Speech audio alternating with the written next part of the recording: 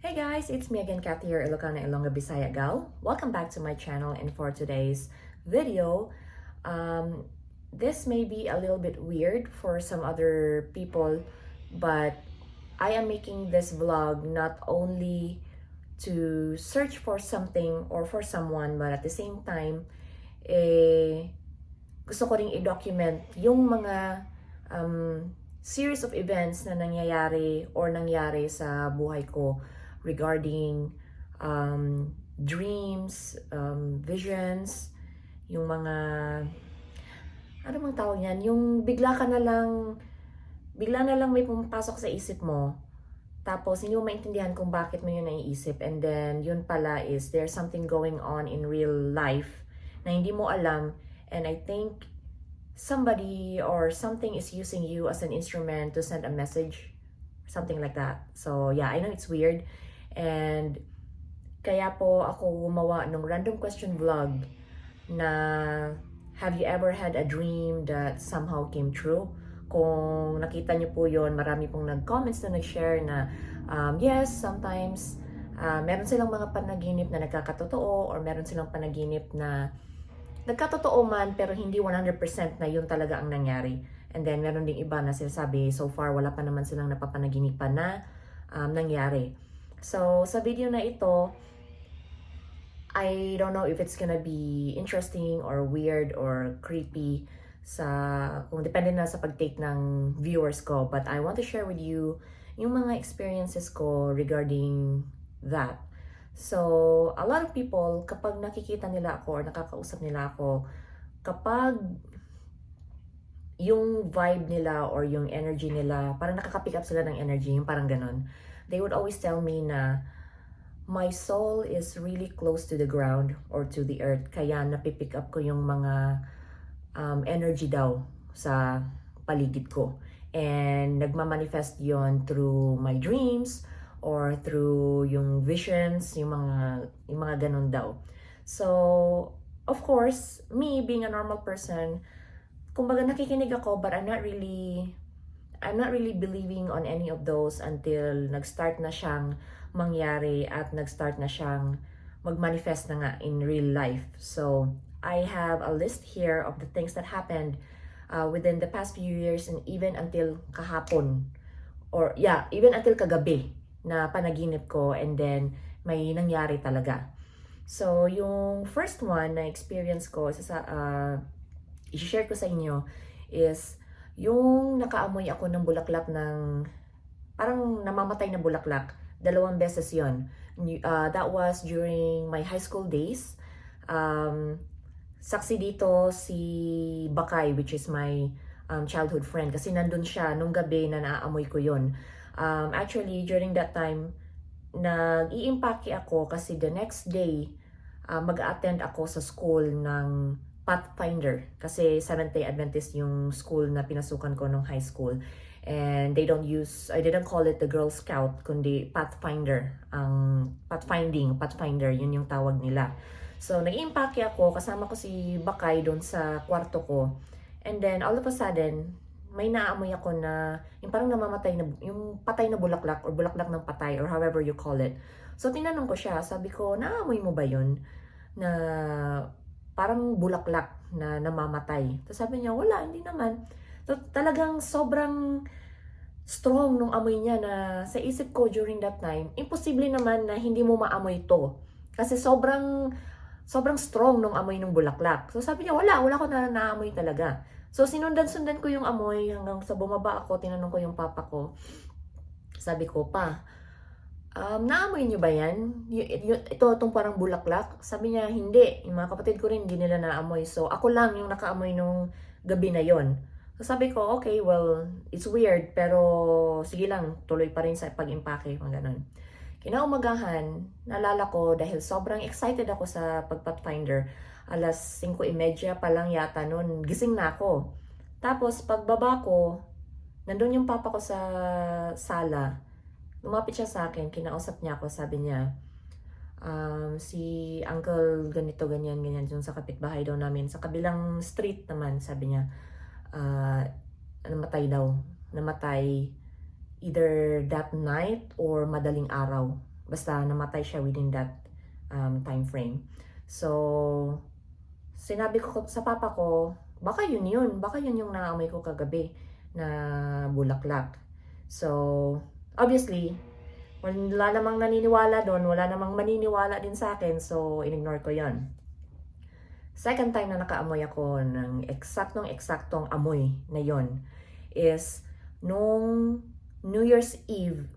Nag-decide kami, sa Pinas pa rin to, nag-decide kami magkakaibigan, yung mga childhood friends ko, na mag-spend kami ng New Year outside sa bahay. Yung chika-chika lang hanggang sa mag-alas 12 hanggang mag-alauna. Yung parang ganun. Hindi kami matutulog, yung parang ganun. So, nasa labas kami, nagchichika-chika, ganyan-ganyan. Tapos, mind you, nasa labas kami. So, open air, free air, yung parang ganun. Bigla ko na naman naamoy yung bulaklak na parang patay, bulaklak ng patay, parang ganon. So, tinanong ko sila, sabi ko, naamoy niyo ba yung naamoy ko? Kasi alam ko, naamoy ko na to dati. Sabi ko ganon sa kanila. So, sabi nila, wala naman daw silang naamoy. So, sabi ko, napaka-strong, imposible naman hindi nyo maamoy. Sabi ko ganon sa kanila. Talagang wala daw silang naamoy. So, fine. Ayaw ko naman makipagtalo na naamoy ko sila, hindi nila naamoy. Nung kinaumagahan, kasi inumaga kami talagang pasikat na yung araw, saka pa kami nagsipasukan ng bahay. Nabalitaan namin na yung isang kapitbahay naman namin, yung papa niya, that night is nakaupo daw siya sa sala, nanonood ng TV, nakatulog, hindi na nagising, namatay. I think na heart attack siguro siya during that time. So, yun. Sabi ko, baka yun na naman yung naamoy ko. Yun na pala yun, yung kapitbahay namin na nasa kalagitnaan na ng kamatayan niya. Yung parang ganun. So, one coincidence is, fine, I can deadma. But, the second coincident thing na yon, yung coincidentally na nangyari, hindi ko alam kung coincident pa ba talaga na naamoy ko yon. And then the following day, mababalitaan namin na yung mga kapitbahay namin pumanaw na yon. So, that was that. And then next naman, naalala ko na nasa hospital ako, natutulog, bigla ko napanaginipan yung pinsan ko na mas bata pa sa akin, na nasa loob na siya ng kabaong. And tinitingnan ko daw ng tinitingnan, nare-recognize ko talaga na siya yon, yung pinsan ko na nasa kabaong, sa panaginip ko. And then naalala ko na madaling araw na naman, nagising ako, nandun yung kapatid kong lalaki, nagre-ring yung ringtone ng text sa cellphone niya. Tapos maya-maya sabi niya sa akin, ate, si Baig, yung pinsan ko, patay na. Ganun sabi niya. Kagabi, isinugod sa ospital, ganyan-ganyan. Hindi na nakasurvive. So, may sakit na siya. Lumaki siya na talagang may nararamdaman, ganon. But yung pagka-coincidence na yun yung napanaginipan ko, and then the next day, yun yung balita na matatanggap namin. Masyadong close, masyadong tight yung time frame. So, I don't know kung coincident or talagang yun yung panaginip sa akin ng pinsan ko. And then, next naman, yung time na hindi ito panaginip but it's a vision. So, may time ako na kapag nagda-drive ako, papunta ng work, or kung ano man yung ginagawa ko dito sa bahay, bigla-biglang may pumapasok sa isip ko na parang, alam mo yung parang imagination na parang totoo, yung parang gano'n na random lang na pumapasok sa isip ko. So this particular one, nagda-drive ako papunta ng work, and then bigla ako nagkaroon ng parang imagination or parang vision na bumili daw ako ng aso para sa anak ko. Tapos pinapunta ko daw siya sa bahay ko na napakalaki. Alam niyo naman yung imagination, talagang extravagant, diba? Napakalaki daw yung bahay ko. Pinapunta ko daw siya. Tapos, sinabi ko daw na, oh, Tiara, I have a surprise for you. I bought you a dog. Parang gano'n, malaking aso. Tapos, hindi ko na maalala kung anong pangalan ang pinangalan ko dun sa aso na yon. Basta meron ako pangalan na sinabi ko sa anak ko na ito ang pangalan niya, parang ganun. So tuwang-tuwa daw siya, ganyan. Then, after a day or two yata or the following week, nag-text yung anak ko sa akin. Sabi niya, "Mommy, we're gonna go to Arizona. I am getting a dog. I'm gonna have my own dog." Yun sabi niya. So sabi ko, huh? Yun din pala, I think sinabi ko yun sa boyfriend ko na parang na-imagine ko na gano'n na may aso, ganyan. So sinabi ko sa kanya, sabi ko, di ba ito yung sinabi ko na parang imagine, parang may imagination ako na binigyan ko daw ng aso yung anak ko. Tapos ngayon magkakaroon na siya talaga ng aso. So para siyang half true kung iisipin mo. Kumbaga, totoo na nagkaroon nga ng aso yung anak ko pero hindi galing sa akin. So again, coincident na naman na ganon. And then, basta sinabi ko sa kanya yung pangalan ng aso na nasa, nasa vision ko. Pero, hindi yun yung tinake ng anak ko. Pinangalanan niya ng Sadie, yung aso niya. But, yes, until now, may aso pa rin po siya. So, may aso siya ngayon. Yun yung na-envision ko during that time. And then, mga series of panaginip to, it starts to get a little weird or creepy kung yun yung definition ninyo dito sa mga sasabihin ko. So, the first one, nag-apply ako sa isang therapy agency, yung staffing agency.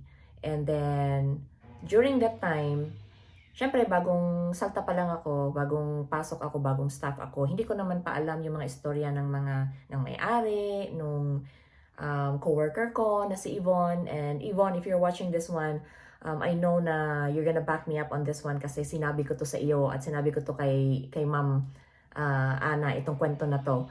And so, for the first few days na nandun ako, ganun pa rin, wala masyadong pang, yung parang personal na usapan na, yung about sa family mo, about sa ganito, sa ganyan, ano yung background mo, kasi nga we're all about the work environment pa that time. Pero, one night, nanaginip ako. Sabi ko, doon daw sa panaginip ko, office setting siya, doon yung office mismo na nasaan kami nagtatrabaho. Tapos, parang may party or something, may mga balloons, may cake, yung mga ganun, parang may birthday yata or something like that. Tapos, sa isang kwarto, sumilip daw ako, meron akong nakita na malaking lalaki na nakaputi. Tapos, nilalaro niya yung anak niya, yung parang ginaganon niya, yung iniit siya sa ere, parang ganon. Masaya sila, masaya yung panaginip ko, walang feeling of distress or something, masaya yung environment. Tapos, tinawag ko daw siya, sabi ko, "Sir, halika na sir, mag-blow na ng candle," sabi ko ganon kasi may cake. Tapos sabi ko, "Tara na, kakain na tayo, mag-blow na ng candle, kakanta na, ganyan. So, lumabas siya sa kwarto. Tapos, yung cake, naalala ko, ang kulay ng cake is blue. Tapos, nakalagay, "Happy birthday, boss." Yun yung nasa cake. Tapos, yun, happy birthday, ganyan. Tapos, habang kumakain kami, masaya siya, yung lalaki na yun. Tapos, sabi niya sa akin, "Kat, enjoy lang ha, kasi aalis na ako." Yun yung sabi niya. So sabi ko, "Ha? Saan ka pupunta, sir?" Sabi ko gano'n, "Saan ka pupunta? Ba't ka aalis?" Sabi niya, "Basta, alis ako." Sabi niya gano'n. Pero masaya siya. Sabi niya, "Basta alis ako." Ganyan. Basta enjoy lang, saya-saya lang. Sabi niya gano'n yan sa akin. Tapos, yun na yung parang end ng panaginip ko. The next day, kasi nga naalala ko, so sinabi ko kay Ibon, sabi ko, "Ibon, nanaginip ako kagabi na may ganyan, may lalaki, may bata, may cake na blue na happy birthday boss, ganyan. Tapos, sabi ni Yvonne, "Kat, alam mo ba na si Ma'am Ana, itong may-ari nitong office na to, is may asawa na bago lang namatay. Pangalan niya is Sir Dondi. Malaking mama siya at may anak silang lalaki." Sabi niya gano'n. Syempre ako parang, namatay na pala, gano'n. Parang gano'n yung ko. Sabi niya, "Oo, may asawa si Ma'am Ana na kakamatay lang, ganyan. Then yes, may anak sila na batang lalaki." Sabi ko, Okay, sabi ko, "Baka si Sir Don de yun." Parang gano'n yung sabi ko sa kanya. Tapos alam ko, naalala ko nung araw na yun, late na dumating si Ma'am Ana. Tapos namamaga yung mata niya. Tapos, sabi niya, yung pagdating niya, kasi girls, gano'n yung girls ang tawag niya sa amin eh. "Girls, sorry ha, late ako," ganyan, ganyan. Parang naglilinis daw yata siya, tapos she happened to find this CD or DVD, parang gano'n na, um, yung parang mga videos nila, mga memories nila Sir Dondi, parang gano'n. Tapos pinlay daw niya, then naiyak daw siya, ganyan, ganyan. So, sabi niya parang kung tama pa yung pagkakaalala ko ha, na yung na-play niya na video is birthday ni Sir Dondi yata or something like that. So sabi ko, "Uy, Ma'am Ana, alam mo ba na naginip ako? Hindi ko alam kung si Sir Dondi yun ha, pero ganyan-ganyan." Kinuwento ko lahat yung mga detalye, mga cake, yung lalaki, yung malaking mama, nakaputi, masaya, ganyan-ganyan. Tapos parang natigilan si Ma'am Ana, sabi niya, "Alam mo ba, Cathy, um, yung birthday cake ni Dondi is nakalagay, blue din daw yata nakalagay, happy birthday, boss." Yun yung sabi niya. So ako, parang na-validate yung panaginip ko. Sabi ko, mind you guys, bagong pasok pa lang ako sa office na to, hindi ko alam, obviously hindi ko na-meet yung tao na pumanaw na si Sir Dondi. Hindi ko siya na-meet talaga. So, for me to have all of those dreams connected, parang na-validate ni Ma'am Ana yung mga panaginip ko. Maybe it was a message.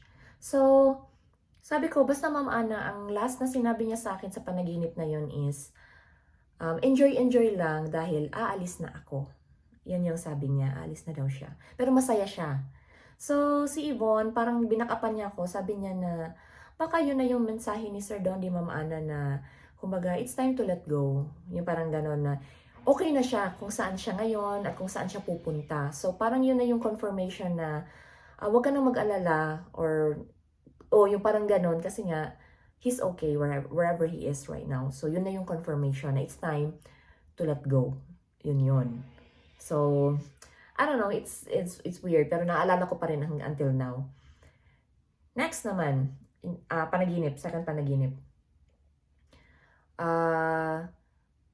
Doon naman, nanaginip na naman ako na doon naman sa isang work ko, sa Premier Home Health, nanaginip daw ako na parang magre-resign ako or something like that. Tapos, sinabihan daw ako nung manager na si Ate Chin, and itong kaibigan ko na si Jerry. Jerry, if you're watching right now, darling, mababakapan mo rin ako nito kasi kinwento ko to sa'yo at saka talagang weird na mga text messages or mga messenger yata sa'yo nag-chat nung time na yon kasi sinabi ko to sa'yo. So, nanaginip daw ako na magre-resign ako sa kanila, tapos sabi daw ni Ate Chin, "Oh, sige Cathy, pero isauli mo yung on-call phone, yung cellphone na on-call." So, parang nasa akin yata yung work phone na yon. So, pumunta ako doon, sa panaginip ko ha, pumunta daw ako doon, pumunta ako sa office, tapos dala ko yung cellphone. Pagdating ko daw doon, pink yung pink, may mga decoration, parang yung tablecloth is pink, may mga balloons na pink, parang gano'n. Tapos kinakausap ko daw sila, sabi ko kay Ate Chin daw na, "Ate, ito na yung work phone, isasauli ko na yung on-call phone," ganyan ganyan. Walang pumapansin sa akin sa panaginip ko. Parang busy sila. Tapos basta may mga pink na balloon, may mga ganon. The next day, kasi nga naalala ko pa, text ko si Jerry, sabi ko, "Darling, napaka-weird ng panaginip ko." Sabi ko, nanaginip ako na ganyan-ganyan, kinauli ko, tapos may mga pink na balloon, may pink na tablecloth, ganyan-ganyan. Sabi ni Jerry, "Hala, pinapanaginipan ka ni Ate Chin, birthday niya ngayon." Sabi niya ganon. So, sabi ko, "Ha? Birthday niya ngayon?" Sabi niya, "Oh, birthday niya ngayon," ganyan-ganyan. So, I believe tinext ko si Ate Chin, sabi ko, "Happy birthday, Ate Chin, kaya pala niginipan mo ako kasi birthday mo pala, hehehe." Parang something like that ang tinext ko sa kanya. Tapos, nag-post si Jerry sa Facebook ng picture ni Ate Chin sa office na may handa sila. May mga pink balloons nga. Talaga. Yun yung napanaginipan ko talaga na set up na ganun sa office nila. So, coincidence? I don't know. Okay. And then, next one, ito nitong buwan lang. Ito na sa work ko ngayon, sa You Are First. So, madaling araw ko to na panaginipan. Nanaginip daw ako na yung coworker ko na si Bijon, nag-text sa akin at saka sa intake namin na si Aubrey, yung group message namin.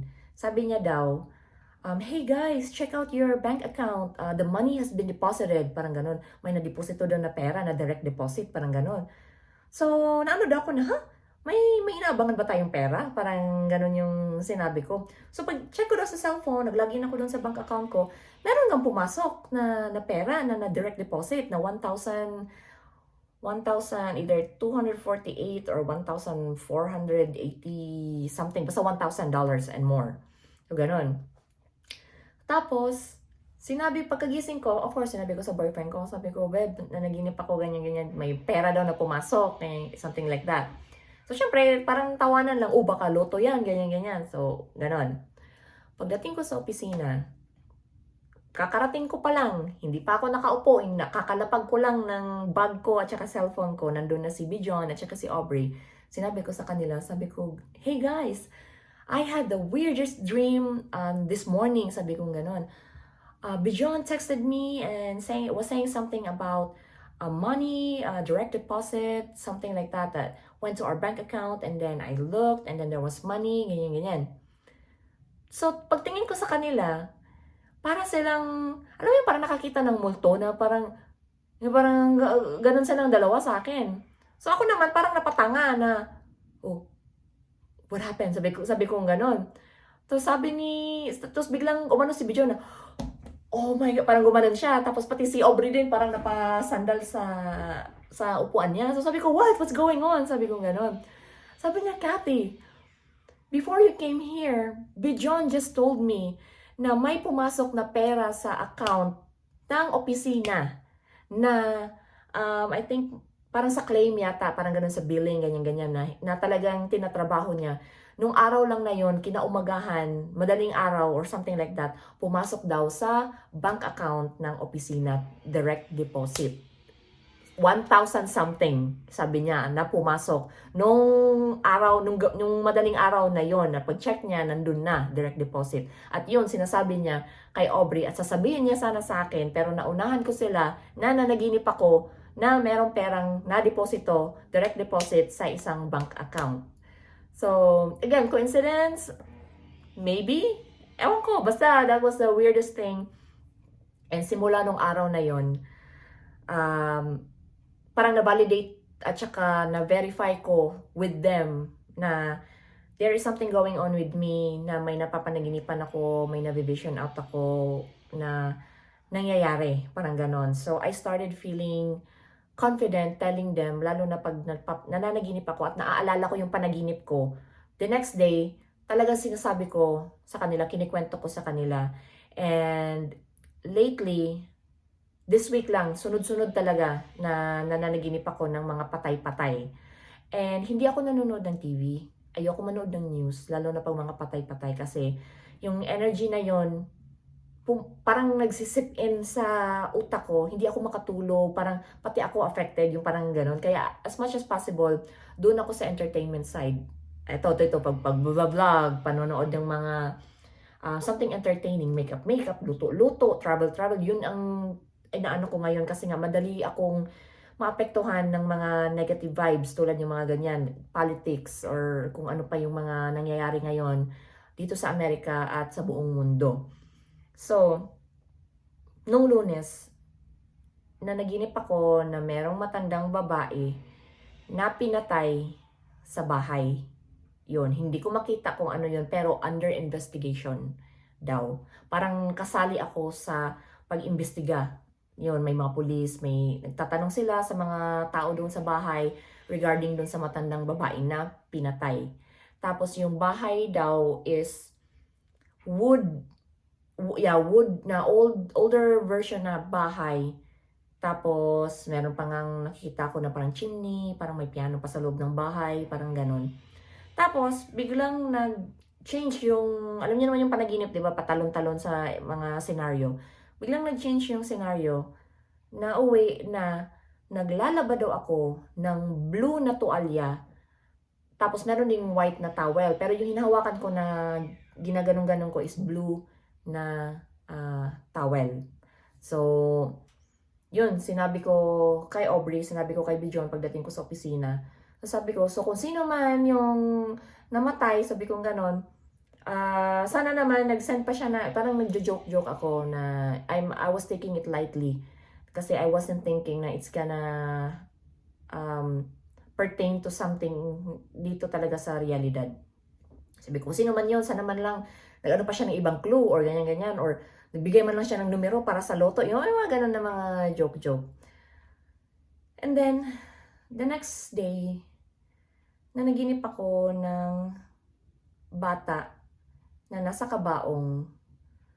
Tapos, mayroong parang tatlo yata na yung hat, yung parang pagano na hat. Hindi yung cap, pero hat na blue na nandoon sa, nakapatong doon sa kabaong, na puti na kabaong. So, of course, the next day, kinuwento ko na naman kina Aubrey at kina Bijon. Sabi ko, nanaginip na naman ako na may bata sa kabaong. Hindi ko alam kung sino yung bata na yon. Pero, may blue. Meron na naman blue na representation. So, ganun. Sabi ko, kung ano man yun, awang ko. Sabi ko, hindi ako nanonood ng news talaga. Hindi ako interesado sa mga ganun at nasistress nga ako. So, hindi ko masasabi na, baka yun yung last na pinanood mo, na pelikula, ganyan-ganyan, kaya parang nasali sa panaginip mo. Wala, hindi talaga ako nanonood at ayoko manood ng ganun. Or kung manood man ako, alam nyo guys, bago ako matulog, kung manood man ako ng something, SpongeBob SquarePants po ang pinapanood ko. Yan po ang natutulugan ko. Dahil entertaining at saka gustong-gusto ko si SpongeBob. Yun po ang isa sa mga ginagawa ko kung manonood man ako or pinapanood ko yun, SpongeBob SquarePants. So, obviously, walang bata doon na patay. So, hindi ko alam kung saan galing yun. Kahapon or the next day, biglang pumasok yung DON namin, si Linda. Sabi niya, alam niyo yung balita, ganyan-ganyan, may nawawala na bata. Dito sa Las Vegas, may nawawala daw na bata. Na hindi alam kung nasaan. Ang sabi daw, kinuha daw ng babae sa tatay niya, ganyan-ganyan, hindi na daw nakita, baka wala na yung ganyan-ganyan. So dito guys, uso ang child trafficking, sex trafficking, yung mga ganon dito ngayon. Hindi man binabalita sa radyo or sa TV, but it's an ongoing fight between the government and kung sino man yung mga leader ng mga ganyan. So, syempre, yung mindset namin, hala, baka ano yun, baka kinidnap, baka binenta, ganyan-ganyan. Yun yung mga mindset natin. Nung pauwi na ako sa bahay, sabi ko, siguro kasi nga parang breaking news, parang ganon-ganon. Oh, no, later that day, sabi ni Linda, na parang natagpuan na yata yung bata, parang ganon. After thorough investigation, nag-ano sila ng mga search unit, ganyan-ganyan, natagpuan na daw yung bata at saka patay na yung bata. Turns out na yung tatay niya ang pumatay at kwento-kwento niya lang yung sinasabi niya na mayroon daw babae na kumuha, ganyan-ganyan. So, yung tatay talaga ang pumatay sa bata. So, sabi ko, siguro kung nangyari lang yan ngayon, kung breaking news yan, makikita ko yan sa Facebook, lalabas yan sa mga newsfeed siguro. Parang na ano lang ako, na curious lang ako. So, tinignan ko, nandun nga talaga yung bata na namatay, ganyan-ganyan. Sabi ko, may picture ba ng bata? Sabi ko, tinignan ko. Guys, ito yung nakita ko sa news, ganyan. Tingnan niyo kung ano yung kulay ng suot ng bata. Blue.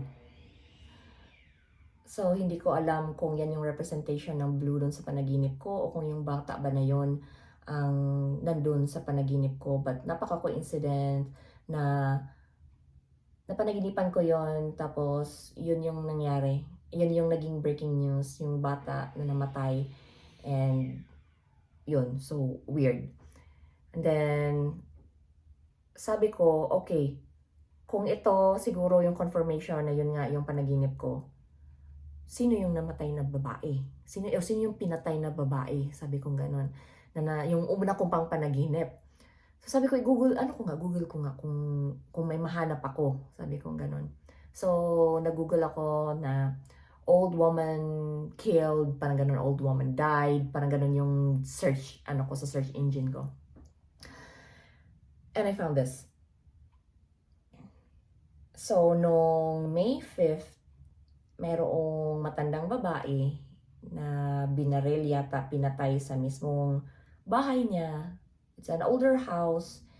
And look at the color of the house. It's blue. Yan.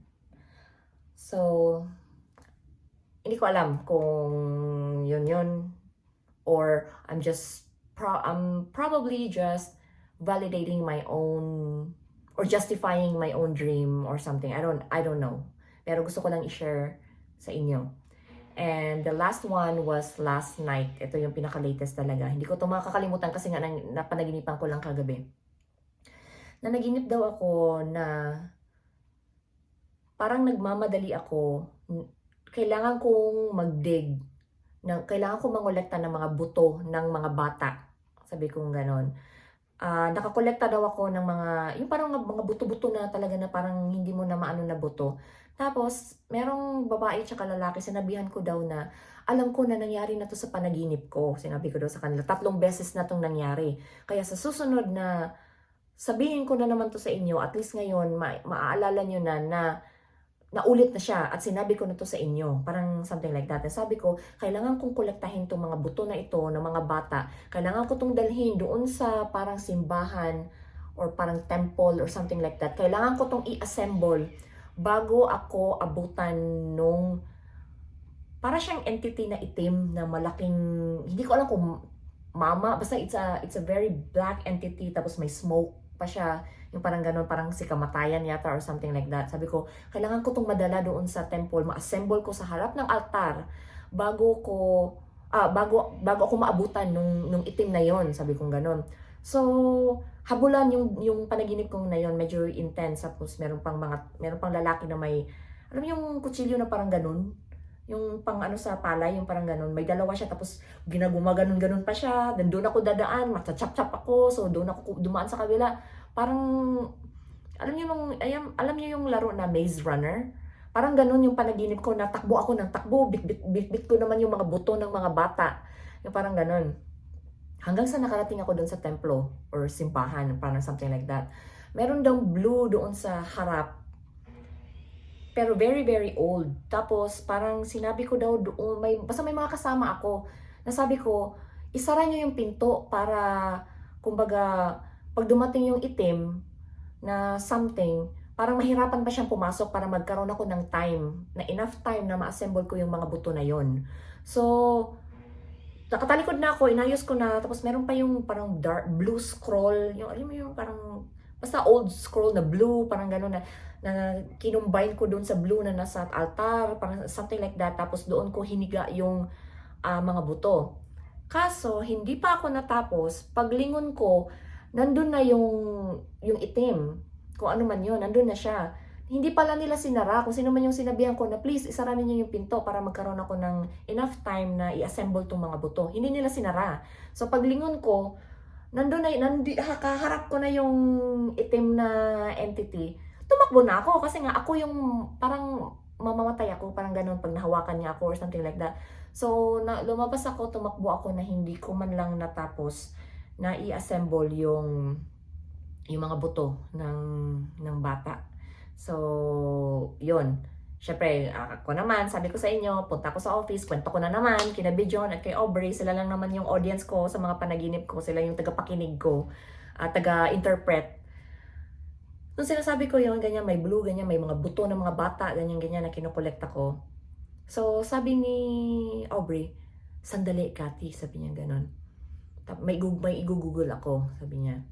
Pero gumamit siya ng ibang search engine kasi sa Google yata or sa Internet Explorer, Mozilla, kahit saan, hindi yata yon kasi naka-filter. Hindi yon pinapalabas kasi it's too controversial yata na something. So sabi niya, alam mo ba na nagkaroon ng investigation or something like that yung sa Vatican Church. Tapos sa ilalim daw ng Vatican Church, meron daw silang nakita na parang shrine na may mga buto ng mga bata. Na yun yung wall, mga buto ng mga bata. Tapos may altar, ang ganon. Sabi ko, really? Sabi ko ganon. Patingin nga ng picture. Sabi niya, ganito ba, ganito ba? So, habang nagsuscroll siya, click siya, sabi ko, sandali, sabi ko, ano, ibalik mo.